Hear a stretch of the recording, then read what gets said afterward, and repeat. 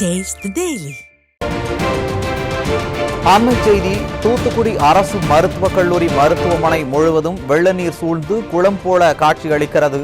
இதனால் நோயாளிகள் கடும் அவதிக்குள்ளாகியுள்ளனர்.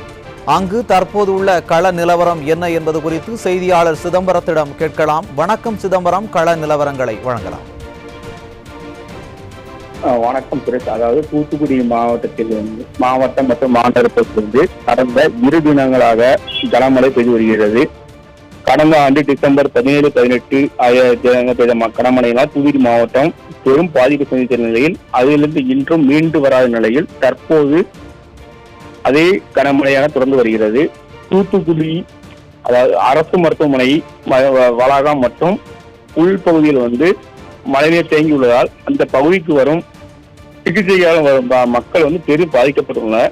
இந்த ஸ்டாலின் அரசாங்கம் கடந்த ஆண்டு பெய்த கனமழையிலிருந்து இன்னும் பாடம் கற்றுக்கொள்ளாதனால் தூத்துக்குடி அரசு மருத்துவக் கல்லூரி மருத்துவமனையில் உள்ள மனநல பிரிவில் உள்ள மழைநீர் புகுந்துள்ளதால் அங்கு நோயாளிகள் முதல் தளத்திற்கு பகுதிக்கு மாற்றம் செய்யப்பட்டு மனநல பிரிவு முழுவதும் மழைநீர் சூழ்ந்துள்ளது.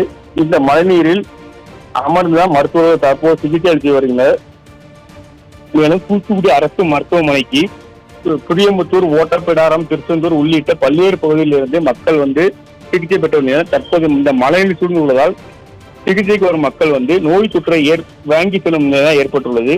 ஸ்டாலின் அரசு தற்போது வானிலை ஆய்வு மையம் எச்சரிக்கை ரெட் அலர்ட் விட்டிருந்த நிலையிலும் எந்த ஒரு முன்னெச்சரிக்கை நடவடிக்கை எடுக்காத காரணத்தால் தற்போது தூத்துக்குடியில் பல்வேறு பகுதியில் மழை தேங்கியுள்ளது. குறிப்பாக தூத்துக்குடி அரசு மருத்துவமனைக்குள்ளேயும் மழை தேங்கியுள்ளதால் மருத்துவமனைக்கு வரும் நோயாளிகள் மற்றும் அந்த சிகிச்சை அளிக்கும் மருத்துவர்கள் அனைவரும் மழைநீரில் சிகிச்சை அளித்து வருகின்றனர்.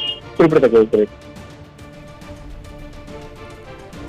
கூடுதல் விவரங்களை வழங்கியமைக்கு நன்றி சிதம்பரம்.